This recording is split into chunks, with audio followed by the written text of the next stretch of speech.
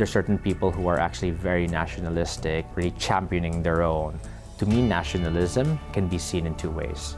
First, doing something just in your country, trying to upgrade and uplift local talent globally. Another path of nationalism, taking the globe and really working with the world's best talent and bringing it here. I've always done the latter, but I'm trying to do the former right now in the industry of art. So trying to represent the country in the startup world, trying to be the best that we do is something very, very important to us. Crucial, in fact, because without that, there will probably be no revolution.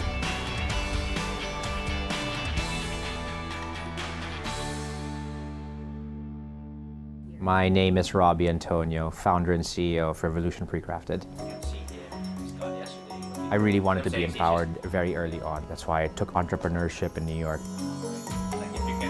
About 2005, at the age of 28, I didn't think, but I really wanted to do it, right? Was just really build something on my own there. Didn't really interview for anyone else. And I said I'd like to build in the most important district of Manhattan, the Plaza District. So built the project called Centurion there with the Pritzker Prize architect IMPay with IMPay partnership. Their first ground-up residential development project combined together. So that was a monumental task because in 20 years, no one really did a new ground-up project there. But that was really an amazing attribute to entrepreneurship and very inspiring to me to be left alone, to be on my own, figuring things out myself, figuring out a jigsaw puzzle called Manhattan, and to be surrounded by sharks. Here's this Asian guy trying to figure this out in the most complex concrete jungle of the world called Manhattan. You will see that it's not exactly easy. And that difficulty has even compelled me further to do something and really to try to be independent. I could have easily done other things and worked for the best firms in other industries, but impacting other people through entrepreneurship is a very fulfilling thing for me. I know myself too well. When people try to pressure me more, it works actually against it. I like the pressure to come from me because that's actually more impactful from my end. The ambitious trait, it's self-ingrained. The pressure that I have does not come from anyone else but myself. I've always wanted to be the best person I could be, whether it's in business or in sports, collecting art. Anything that I try to put my mind into, I like to excel at, because there's nothing that is very unsatisfying to see than someone who does not achieve his or her full potential. Your traits are developed obviously by being surrounded by specific people or yourself. Given proper education, that's a great thing, but what you make out of yourself is really up to you. To me, passion is not even enough. Obsession is key. I really approach things in such a hardcore way. Working hard and being a workaholic has been always a positive thing, I feel. Have I experienced difficulties in life where I didn't know what to do? I mean, I don't know it all. I don't think anyone knows everything, right? But the point is, I always try to figure it out myself. I've had the fortune of having seen great architecture, living in great architecture. I wanted to really inspire other people to be able to obtain this and to be able to utilize some of the best minds in the design world. I've worked with 13 Pritzker Prize architects. Pritzker Prize is the highest form of architecture. It's like your Nobel laureate or your Pulitzer Prize, your Oscars awardee. And to see and work with them, translating that to the end users was something awe-inspiring for me as an entrepreneur, because I really could imbue upon other people the love of architecture and design at an accessible price point. I launched Revolution in December 2015 simply because I thought there was a niche that is unserved in the market. Prefab has existed, but it's also a means to an end. Really wanted to change a business model. The business of building traditionally, to me, is last decade's business plan. The traditional real estate developer would have to spend tremendous amount of capital expenditure in building structures. It's really trying to reinvigorate and trying to plan for the future in terms of differentiation and trying to be prolific in multiple countries, right? It was a means to the end. The end was to be a global company. Prefabricated homes are, in essence, structures that are produced off-site. In certain cases, in certain of our master plans, many people have come to us and say, I would like this to be done faster. The design is less important to us. So we provide that solution. In other cases, often people say, I love the designs, but I want it to be done at a certain price point. What I always try to tell our developers or landowners we work with is that, what's your price point? Let me try to match it or beat it and give you the world's best architects who have designed that. And that truly is the value proposition of the company. We're producing really the most complicated structures that a human being could essentially get in. A house, right? The most important one that they would ever purchase. It's not a car, right? It's not your television set. It's really a house, right? So we're trying to attack something that is of immense demand and trying to reach the world through our business plan. At the end of the day, how a house is erected is obviously relevant, but the final result is probably the most important. The question is, did you get bang for the buck, right? Do you live in an amazingly beautiful home that looks 2 times what it actually costs? The reason why I believe Revolution has succeeded in such a short amount of time is that it's diverse in terms of its design. We provide end users with 73 of the world's best architects and designers under global exclusivity. We produce these structures at a very expeditious amount of time. We've shortened that from at least 90 days. We've gotten homes done in a month, had the success of having the most number of branded projects than any real estate developer in the world. And we'd like to continue this journey, and I think we're just sort of starting.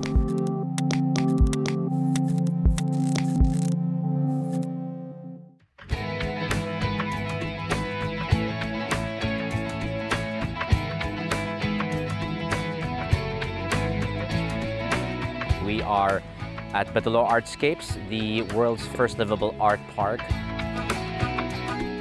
Batulao Artscapes is a 145-hectare development here in the Batangas area in the Philippines. Revolution is comprised of 73 of the world's best architects and designers under global exclusivity, and we actually do these homes in a prefab and modular way.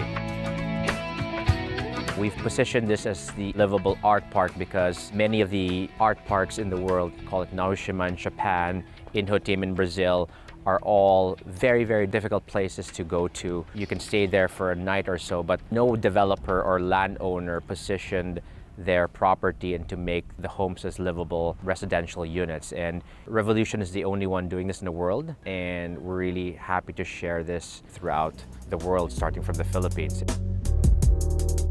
We launched this last December. The first phase will be turned over at the very end of this year, around October/November. You'll be seeing the rollout, the first several hundreds of homes we've sold. We're very excited, really, producing homes in a year or less. But that's the beauty of Revolution, really trying to create structures in a very expeditious amount of time. You will see 4 museums done by 4 Pritzker Prize architectural firms: Jean Nouvel on visual arts, Christian de Potsdam Park for architecture and design, Tangin Associates for performance art, and Philip Johnson Alan Ritchie is doing the Art and Technology Museum. For the homes, you'll see different areas or clusters of different genres. So you'll see a curated area where one-of-a-kind homes done by international architects, artists, celebrities, or what we call revolutionaries. You will see areas done by the top local architects, Ed Calma, Kenneth Cabonpue, Buji Royal, really positioning the typical of very expensive artists, architects, and designers throughout the world and making them accessible and affordable to the mid-market. Revolution is doing several projects with the power couple and one of the most formidable architectural firms in the world, Christian de Potsdam Park and Elizabeth de Potsdam Park. Christian de Potsdam Park is a French Pritzker Prize architect, which we're going to do a museum of design with him here in Batulao. And this is a house by his wife, Elizabeth. Love for you to guys see it.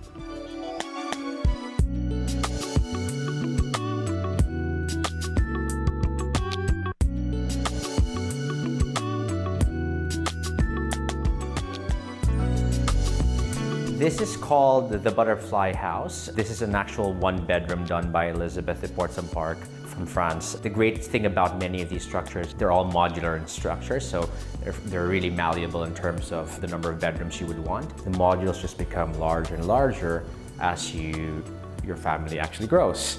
So the flexibility of these spaces is what actually attracts a lot of these clients towards looking at our products. And that's the beauty of Revolution in a nutshell. In this particular rendering, two structures are next to each other, making the actual house larger. I'm going to show you a one bedroom, but the fact that you can parallel each structure next to each other makes it really a more livable space, and as your family grows, so will your house. Without the difficulty really of creating a new house, right? And wasting where you actually live in. We certainly command specific rigorous testing in our products. So the Philippines, we know what our weather has been like. We need to make sure that our houses stand still. And we go through rigorous testing, and many of them reach out up until 250 kilometers per hour.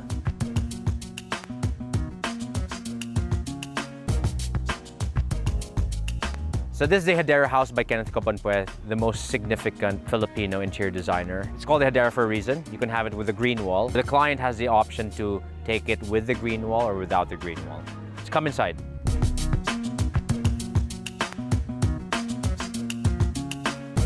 So we're here at the Hedera, the inside living room. It's approximately 95 square meters, or give or take, including the exterior. Very minimal furniture we have here, and the design is really just clean. Serenity is the crux of the structure's aura here, and that's really what the designer in this particular scenario wanted to inculcate for the end user. So you'll see a very clean living room here, and upstairs you'll find gracious 2 bedrooms for the family.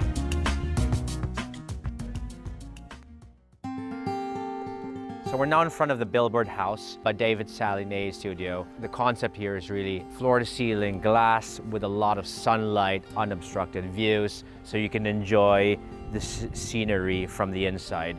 This is obviously very modular in its approach again. You can easily create a 2-bedroom, a 3-bedroom structure, 3-bedroom plus with parking. So the structure really extends as your family does as well. Another super clean, very minimalist design here. Look at the architecture of the ceiling here. Not exactly 90 degrees perpendicular to the floor, so that kind of angle was what the architect and the designer wanted to portray here. Maximum exposure of sunlight. The important thing to know here is that this will be situated in the curated village, one-of-a-kind homes that are next to each other. So they're really collectible art pieces, and that's what we love about this particular structure. Sunlight as you wake up, really just absorbing the sun and the energy of the environs of Batulaw Artscapes.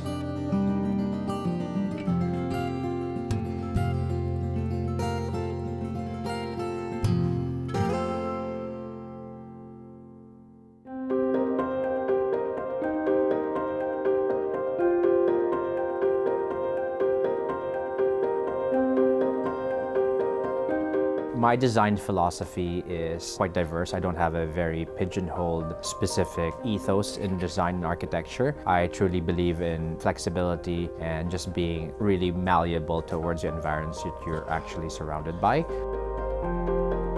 And it's been really extremely satisfying for us. People appreciate what we're doing right now. We launched a project called Flavorscapes, which is the world's first livable food park, which is located in Pampanga. We've sold close to 600 homes, give or take, in about 5 weeks. And that's a stupendous achievement for a prefab company. So Flavorscapes would be 200 different cuisines in the world. So you've seen food parks clearly, like container food parks and retailers and F&B. We thought, have that, but have the residential component there. So aside from having 200 of different pop-up cuisines in that, we will have 4 museums. Museum of Candy, Museum of Chocolate, Museum of Ice Cream, and Museum of Beer. essentially people can live and enjoy this lifestyle day in, day out, and really have a very social, have a pleasant atmosphere, just watching their favorite movie in a floating cinema, crossing the boardwalk and going to the museum, enjoying their favorite ice cream, going back to bed at their Revolution home. A very affordable price point, starting at around 1.3 million pesos, house and lot. High impact design is for everyone. Our price points before at Revolution for home was a little bit over 100,000, but that clearly would not work in Southeast Asia. So we had to come down lower. We have prices right now at less than 10,000 US dollars for a house. I even want to get half that and achieve that better price point, really to significantly impact a larger audience. There are 600 million people in this part of the world, but we're also penetrating other markets. Our goal is to try to penetrate 20 countries this year and about 55 next year, total of about 85 in 2020. We're global by nature. We're ubiquitous. We've announced our foray into 4 different countries: Trinidad and Tobago, Bahamas, Jamaica, and Guyana. We're also supplying Okinawa, Japan, Puerto Rico as well. In Dubai, we're going to create something unimaginable as well, and it's extremely difficult because Dubai has had it all. Actually, we are expediting the business plan. We're trying to serve deals in 20 different countries. Our focus and ambition is the world. I've always been a global thinker ever since my earlier years. It was never enough for me, never, ever enough for me to just do anything in the Philippines. Because when you serve the world, then you're truly disruptive. Each week to us is very exciting because I wake up thinking, which country are we going to penetrate right now, or which country would we take orders from? And that excitement obviously motivates the team and certainly myself.